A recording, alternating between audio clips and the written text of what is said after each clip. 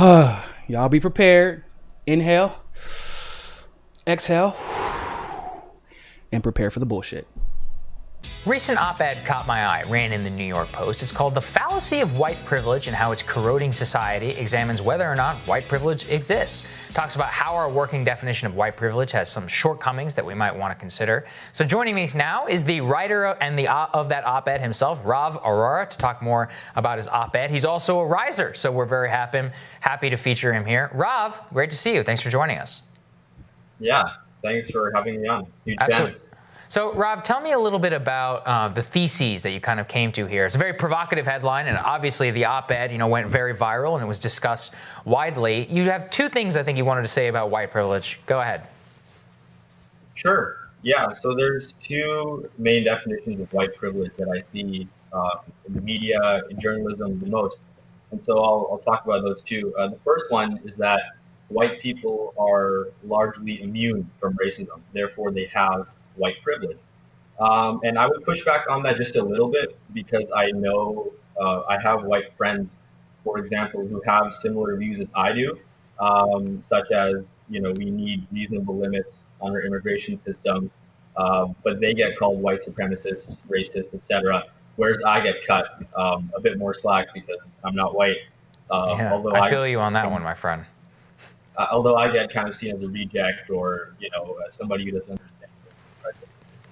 But nonetheless, that definition is true. There is a certain kind of white privilege of not experiencing racism in some contexts. But I fail to see the importance of white privilege, so much so for it to dominate our mainstream. I mean, there are truly infinite privileges, many of which are far more predictive, far more important than white privilege. I mean, there's temperament, there's geography, there's intelligence, age, health, wealth, education, culture, etc. And many of these are malleable. Many of these are more important than anything that whiteness is going to get you in society. And So, I mentioned in my sorry, go ahead. Yeah, Rob, let's stop there and let's talk about it because I think it's an interesting thing when you're talking about deterministic factors. Now, if we want to live in a more equitable society, what are some of the deterministic factors that a government might be able to target in order to make sure that we live in a more economically and racially just society? Yeah, I mean, governments can only do so much, and I have deep suspicions of government, just because of how governments have been terrible with things like the war on drugs, the war on poverty, and so I'm a bit skeptical about what governments can do. I mean, I still see in certain communities we need more opportunities for jobs. In some poor communities, we need more policing because the homicide rates are so high, especially right now. But one variable that is very important, a privilege that is very important, is having two parents in the household, and I touched on that in my piece. If you look at family structure, that's one of the greatest predictors for success, and that's why you see the poverty rate among married Black families is lower, has been lower significantly since 1994 than the poverty rate of white families as a whole. So when you stipulate just that one variable, you see very different outcomes, which suggests that there are other privileges that are far more important in our society, yet we fixate on white privilege. Y'all, let me gather myself real quick.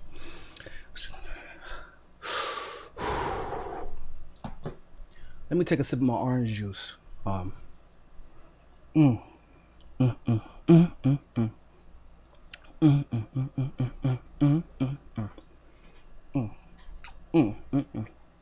let me go ahead and warn everybody. If you got sensitive ears, if you got your TV or your iPhone on loud, turn it down just a little bit. Because this ain't gonna be, this is not gonna be one of them quiet videos. Not that I do many of those, but this ain't gonna be. Oh, sweet Lord, baby, Jesus. First of all, Sagar asked him some good questions. And he actually didn't even capitulate there, although personally, I can confirm Sagar does believe in white privilege. It's more so to the extent of its effect on economic outcomes that he does challenge, which I have no problem with. But this shit, Oh, Lord, baby, Jesus. Okay, so where do we start?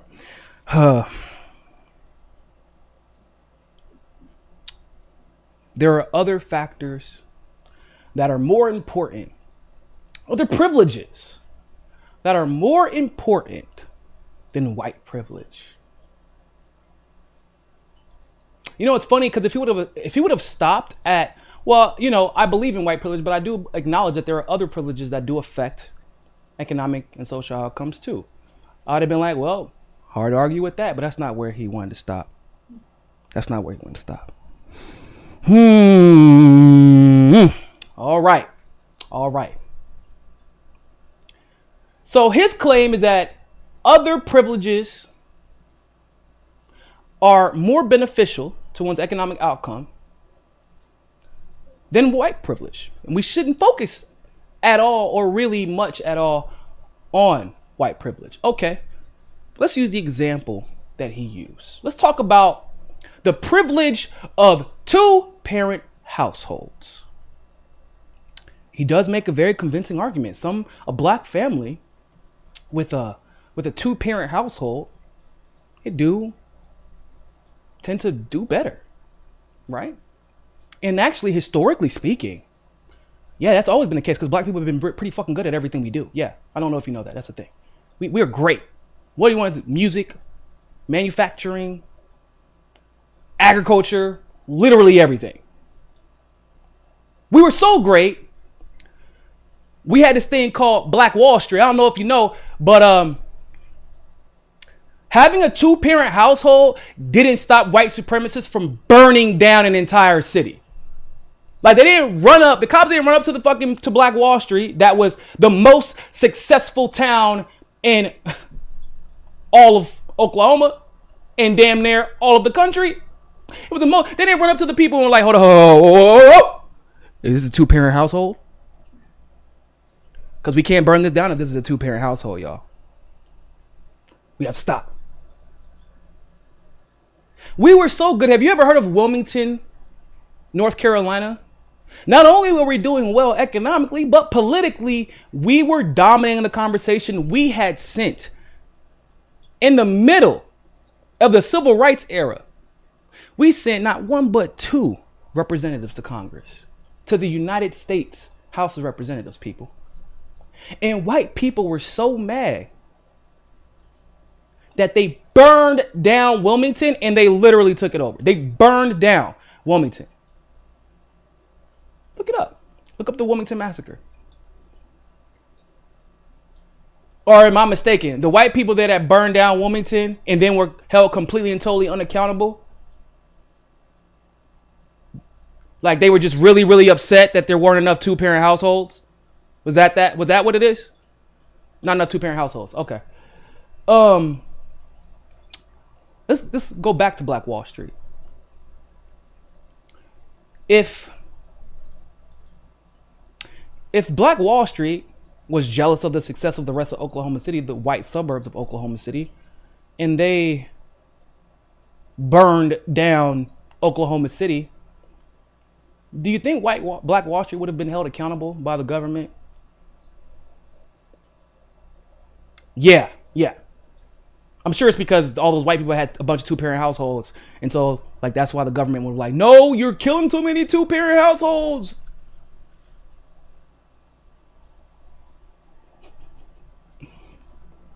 So maybe somebody would make the argument, well, that's different. We don't live in the civil rights Jim Crow era anymore, which is a lie, by the way. But we don't live in the civil rights Jim Crow era anymore. Maybe somebody will make the argument. Okay, I hear you. Okay, all right. So when they were making suburbs, right? And the federal government made it a mandate stating, we will give you this grant to make this suburb or this subdivision as long as you sign a contract. Not some wink, wink, nudge, nudge agreement, people. A contract saying you will not allow any black people to move into this suburb. You know, the same suburbs that you buy a house, you pay it off, You pass that down to your child, or you buy a house, you pay it off, you take out a second mortgage to potentially invest in your child's college, or invest in a business, or give it to your child's college to invest in, or give it to your child after they get to college to invest in a business, or invest that into a trust for your child so that they're set up for life or for your grandchildren. You know, if your child has a child while they're a teenager, you have 1, 2, 3 extra rooms that they can stay in where it's no longer an issue. Those big houses in those suburbs. Remember, we weren't allowed to go there, which means we didn't have access to the jobs that were out there and no transportation to get there. But I'm sure the government only said that, like, it wasn't really like they were excluding black people. What they really were saying in the contracts was, gotta have 2-parent households before you can move in. We're not doing that single parent household nonsense.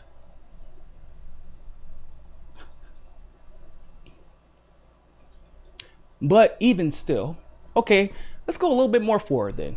So then they stopped. They couldn't officially say black people could not move into the suburbs anymore. So they had to switch it up a bit. Switch it up on them, okay? It's post-segregation, you know, so the world's super accepting. Except redlining happened. Redlining. You know what redlining is? Redlining means if I am black and I try to apply for a loan, because this is a concerted effort. This isn't just the government. You got to remember, guys, white supremacy is a team sport.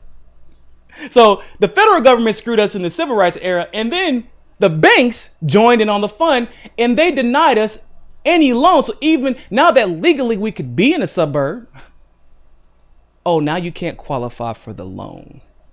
Well, why? Guess you don't have a 2-parent household. Sorry. So what, was my credit bad? Yeah, we think so. Really? Because I'm doing better than my neighbor, and my white neighbor just was able to get a loan. Yeah, well, he has a 2-parent household, so it's different. So now I'm denied a loan for that. Okay, well, you know what? Like I said, black people have been very innovative, and we've invented a lot of shit. So let me take this invention that I had and go get a business loan. Fine, I'll buy the goddamn house cash. Well, about that. What, now you're gonna tell me I don't qualify for a business loan even if I have the down payment? Yeah, nah, can't do that. You want a business where? No. Can't. That block's taken. Who? By who? A Korean, an Iranian, an Afghani. We're letting them get that. That's their alcohol store. Well, why can't I own it?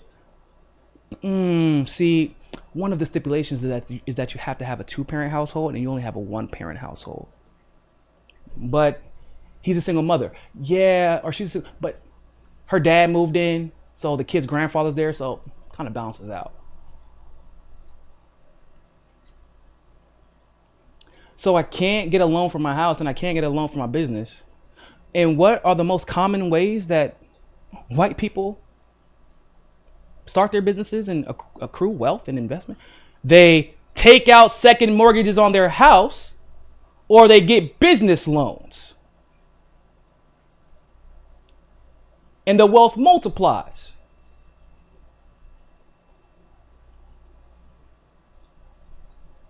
What?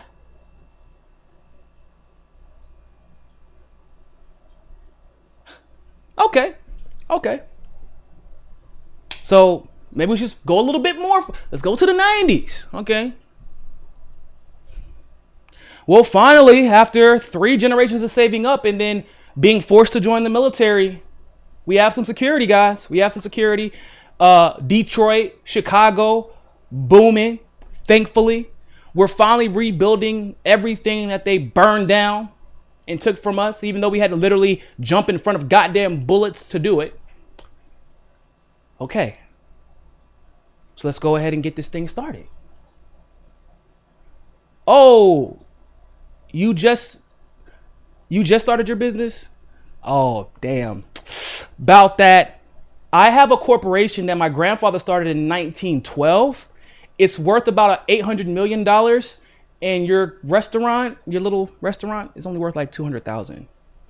So you don't have to move your restaurant and you don't even have to move your house. But I'm going to move into this neighborhood with my restaurant that sells the exact same food as you. And I'm going to build my house here.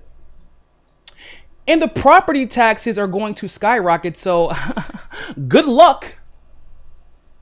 Thank you for building this community and building up this community with absolutely nothing and making it profitable for us.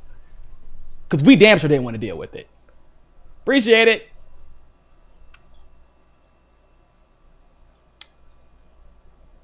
But if you would have had a 2-parent household, maybe I would have reconsidered coming in and gentrifying your neighborhood. Oh, and we are in the 90s. Speaking of 2-parent households.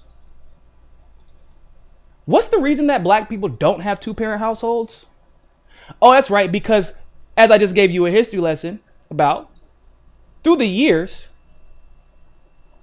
black people were denied opportunity after opportunity after opportunity after opportunity after opportunity after opportunity after opportunity.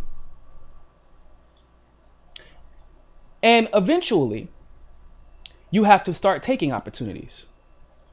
And there was this little thing called marijuana, but also crack and cocaine, but largely marijuana, that everybody was doing. But when black people started selling it, because it was actually getting funneled into our communities by the government. But when black people started selling that same thing that literally people in Hollywood and the government were taking all the time, the things that cocaine and heroin, which people in the military were literally using on a regular basis, that's the only way they were able to stay awake. See, whenever black people started selling it, we had to have a war on drugs. This isn't like amphetamines and pills, because their little white kids take those, and it's a epidemic whenever white kids take pills. It's a war on drugs when black kids smoke weed. So now we have a war on drugs. The male at that time was dominantly responsible for providing for the household, and so they had to not only scrap up and save and try to save their mom from losing their apartment or losing their house. They also had their family to provide for, and their kids looking up to them, because I can't get a loan for them. I can't pay for their school. I can't even pay to get them out of this neighborhood. And if I don't get out of this neighborhood, they're going to get shot. So those men were arrested. Those men were given disproportionately larger sentences than anybody else. Those men didn't get the slap on the wrist that Tim Allen got when he got caught trying to move cocaine across the border. Tim Allen, you know, Tool Time? That Tim Allen, yes. Got caught trying to move cocaine across the border. The judge heard he was a comic, like an up-and-coming comic, and was like, well, I don't want to ruin your life. But don't get caught with a dime bag of some damn mid, because then you get 3 to 5 years. Oh, excuse me. My apologies. 20 to life. My bad. So all those men that would be there for their kids, that would be there. I mean, you could say black men ain't shit. Like, I mean, probably, but men ain't shit in general. Infidelity and patriarchal behavior has never stopped any other racial or ethnic group from maintaining their crazy ass marriages and families. I'm sure it wouldn't have made much of a difference in black communities either. It was literally being dragged out of their homes. And even if that didn't happen, the economic angst that they were constantly under, the number one thing that ends marriages and causes arguments in marriages is money. Did y'all know that? Having too much of it, having too little of it. Either way, it's money. So if they didn't get arrested selling drugs, being broke will damn sure end your marriage. So now those kids grew up without a father. And the cycle continues.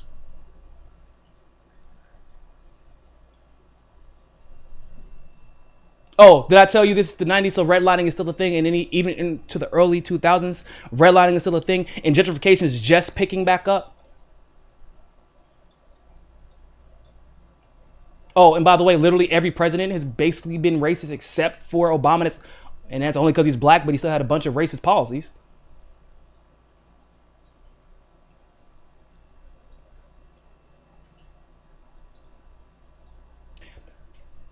But hey, I'm sure all of that shit happened because black people simply did not have the privilege of having enough two-parent households in their community. Are you fucking kidding me? But that's the problem, isn't it? Everybody wants to diagnose the surface because it's easier. It makes them feel special. It makes them feel like they've actually worked hard to achieve. And they want to believe that everybody has the same opportunity to achieve the same goals that they did. I didn't come from money. My mother didn't come from money, but her family kind of came from money.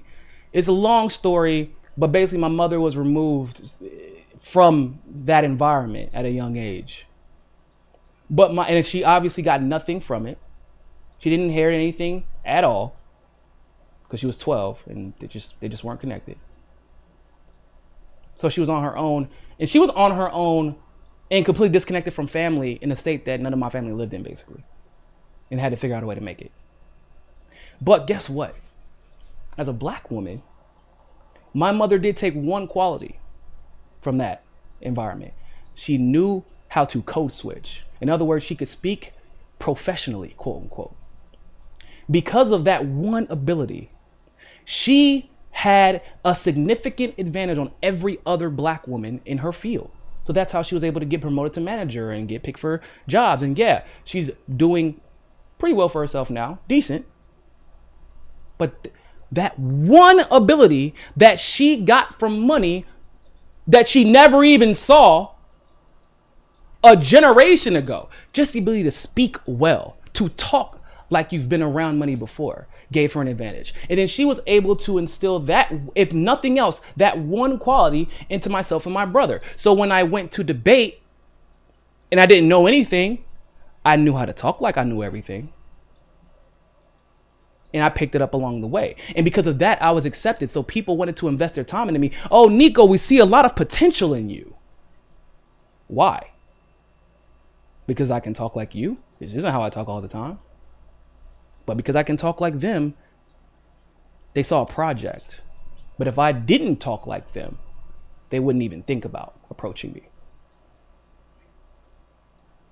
And that ability came from 2 to 3 generations ago from my family that had, I'm not talking about like, they weren't rich or anything like that, but they were Barbadian, and they're, Barbados has a very complicated culture, but basically if you came from the islands at that time, it's because you were likely married to somebody, one of the Bengali people that were being excommunicated because they were Muslim or even potentially Hindu because of what was going on at that time. So you went with your money to Barbados. That's why they call it the West Indies, because that's where all the West Indians live. That's not a misnomer. Then you were able to take that money, and obviously a lot of people moved to New York. Specifically, the Islanders were moving to Queens, which is where my grandfather actually just lived, and my mom's from the Bronx and the Queens area. That's where all my family was until they got smart and moved to California.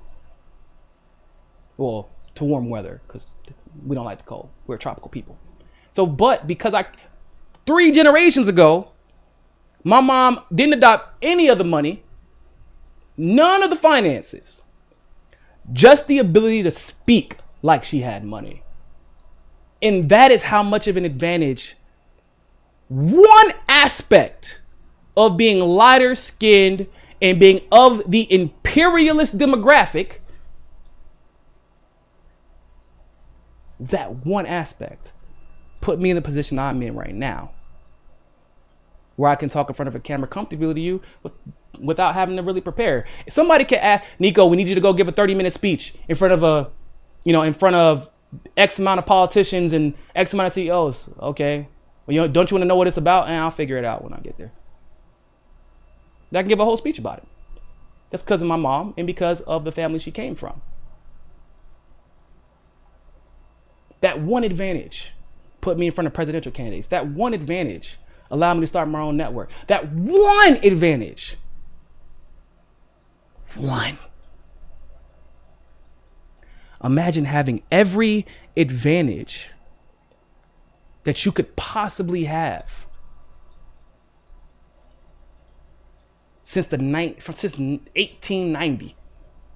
Imagine building a business and not having to worry about it being burned down. Imagine applying for a loan and not having to worry about because this in racist creditors, that's still a thing. You know that. I don't know if y'all know. It is a thing. Imagine trying to take out, imagine not having your child's education be controlled by the property taxes that are paid for in a neighborhood, in public housing that you are forced to move into because you did not qualify for the goddamn mortgage loan. Because they refused to allow you to move into that neighborhood. The neighborhood where you could have went to a better school and been afforded better networking opportunities. We didn't get all that. I got one. Just the ability to speak. That's it. Imagine getting everything. So there are some people who have had every advantage and they're still fucking failures. They're still mediocre as shit. They wouldn't know what to do with real competition. Like, as far as the free market is concerned, they wouldn't know what to do. They would freak out because they've never had to deal with real competition. And such is the progressive movement. What do y'all think these people get their money from? Their parents? What do you think they got the money to go to college from? Their parents, their families? Why do you think they get hired to these jobs? Their networks that were given to them by the schools they went to through because their parents could afford to get them in and could also afford the network to prepare them to be there. Why do you think some progressive channels start off like mine with the iPhone 6 and some headphones, and others come out the gate with upscale studio equipment? It's not a coincidence.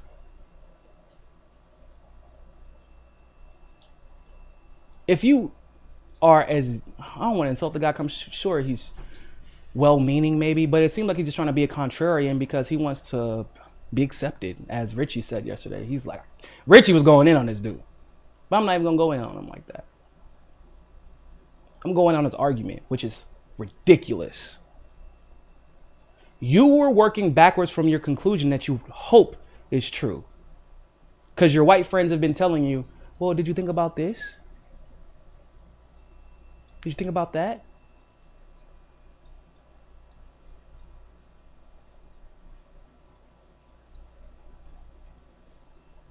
This is a fact. You're working backwards from your conclusion. You're not actually looking at the root causes of any of these issues. So no, it isn't two-parent households that screwed over black people for generations. It was white people. It was white cops, white judges, white commissioners, white representatives, white senators, white presidents, white secretaries of state, white teachers, white counselors, white deans, white CEOs, white small business owners, white bankers,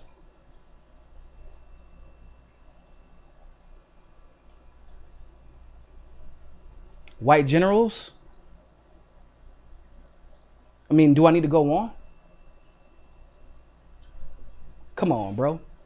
If you like that segment of Mikasa Sukasa, don't forget to like the video and smash that subscribe button. Want access to members only live streams, behind the scenes footage, and other premium content? Well, you can endorse us on Rockfin Premium, become a patron through Patreon, or you can sign up for the MCSC Premium membership through YouTube.